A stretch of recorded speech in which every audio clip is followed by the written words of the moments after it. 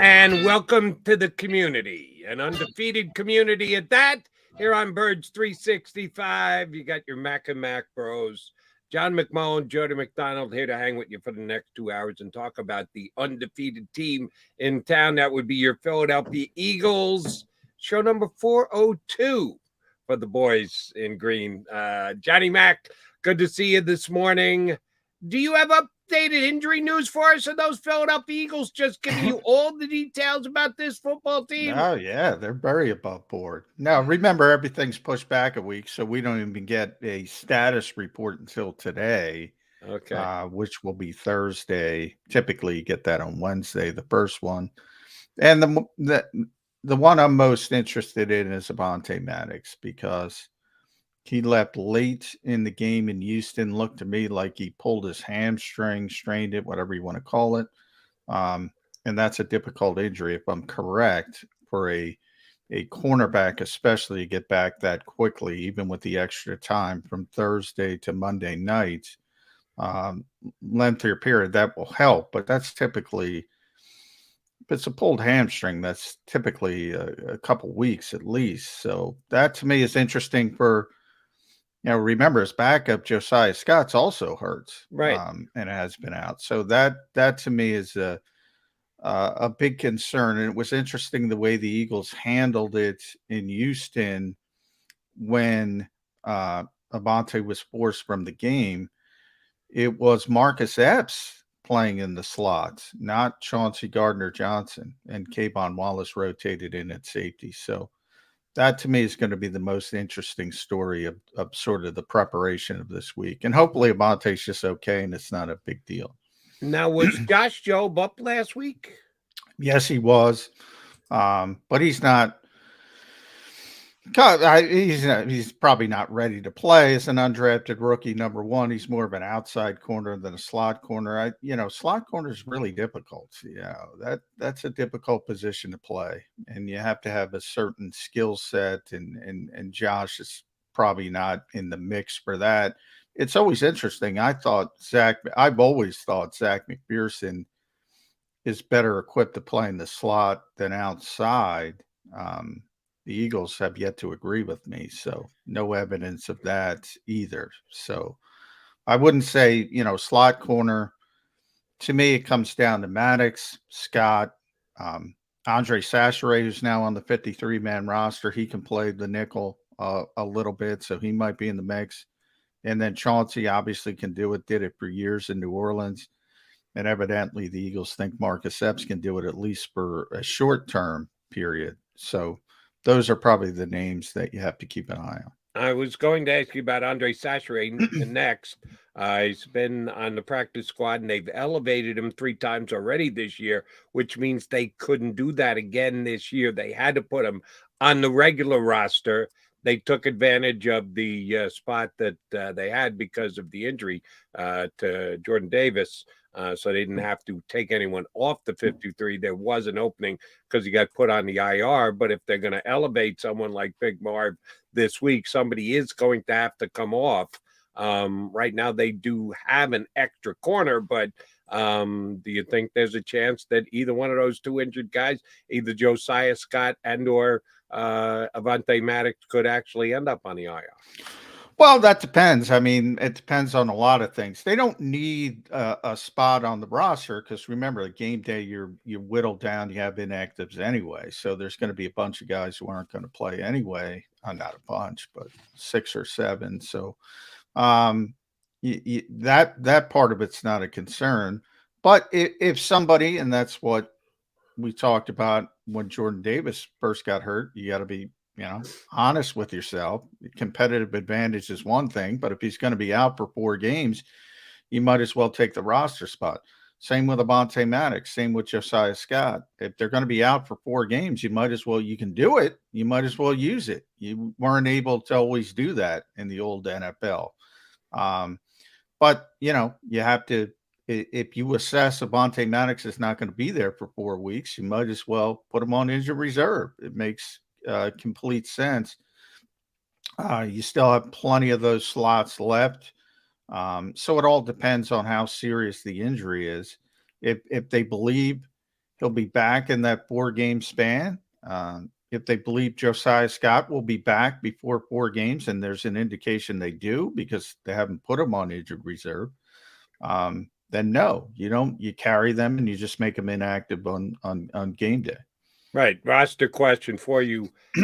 Is there a maximum number of guys you can put on the IR over the 4-game IR? It's pretty high, though. It's 8, I think, and I'll double check that. But there is a limit that you can designate to return, but it's pretty significant number.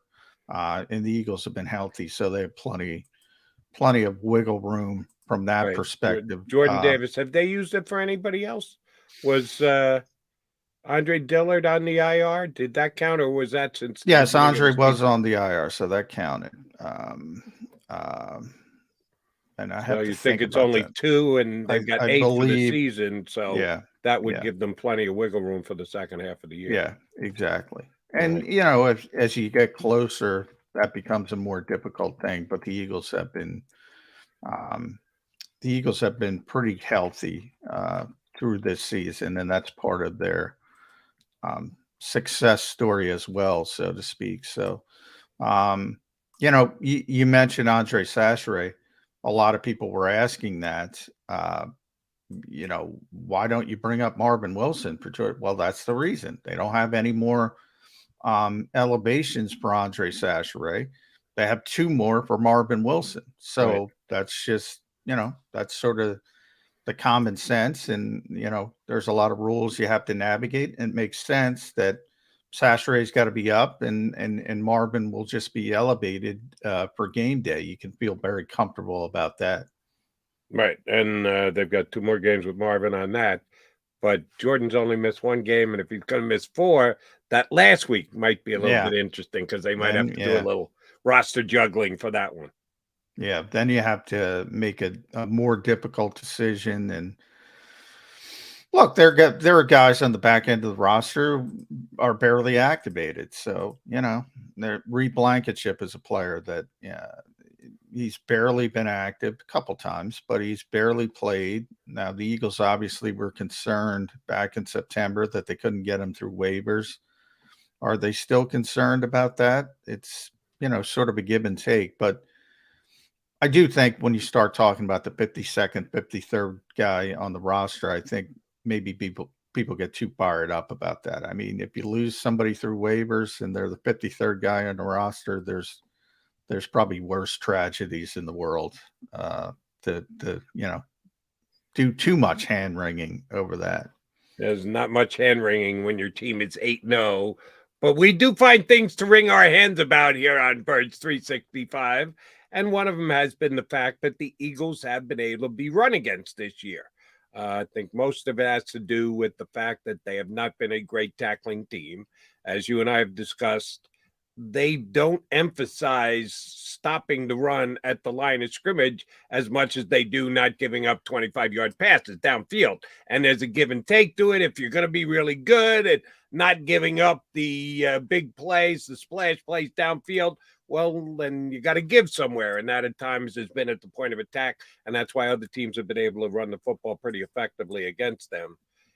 Are you scared about the Eagles' inability to stop the run this specific week against the Commanders? No. Neither am I. No. You know, Washington doesn't have a great offensive line. I think a lot of people are excited about Brian Robinson, but he's a rookie running back. He hasn't really proven that much as opposed to what you saw last week with Dameon Pierce. And obviously he had the issues. He was shot and then had to come back from that. Unfortunately, was carjacked.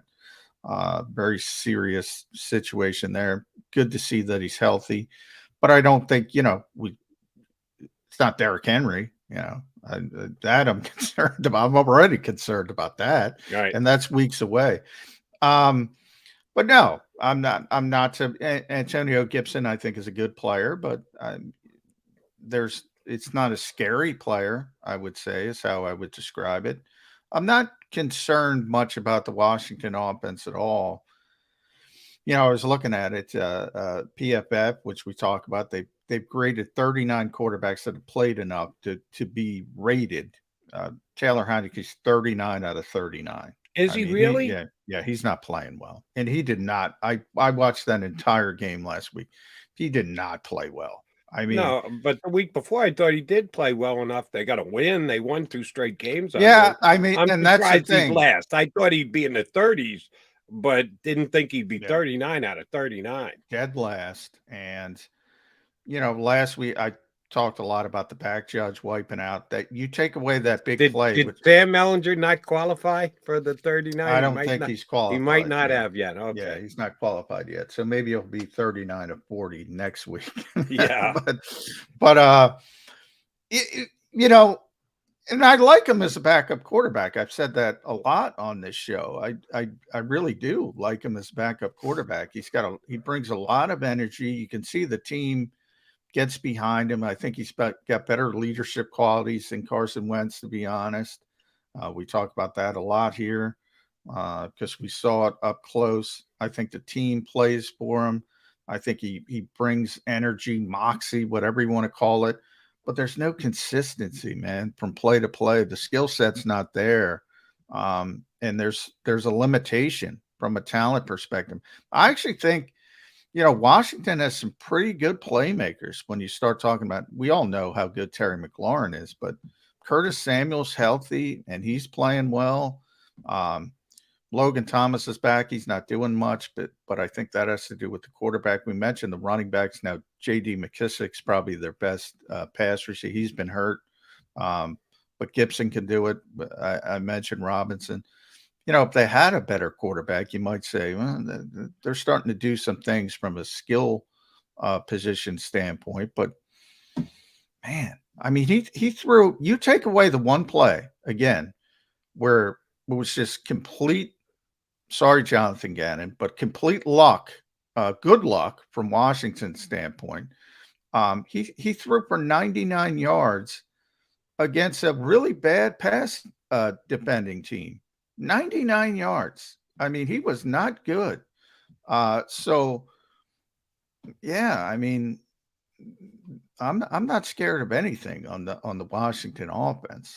Does Nick Sirianni send a notice to the league office saying, please keep the back judge out of our coverage against the Commanders this week? Well, that Jonathan, and I get it from a coaching standpoint. You never want to, as I said yesterday on the show, you never want to admit anything is luck, good luck or bad luck. But you see a play like that, how else can you describe it? That's just luck. Good luck for one team, bad luck for another team. That's all it is. Certainly agree to that, and that luck went the Skins, the Commanders' way. The pick that Taylor Heineke threw at the end of that game. Sometimes a ball gets tipped up, goes off a receiver's hands. You can almost justify an intercept.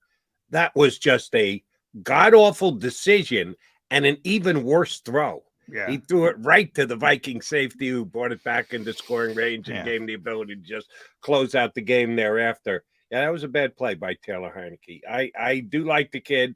I certainly am more worried about this game, even though it is in Philadelphia, than I did the game down there because, sorry, Carson Wentz, you don't scare me a little bit anymore these days.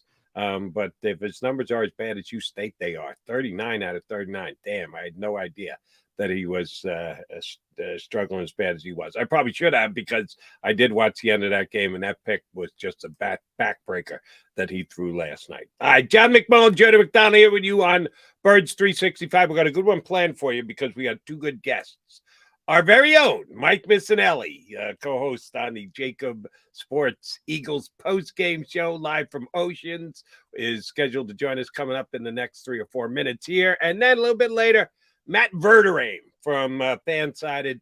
We've had Matty on the show before. He's one of the better national writers.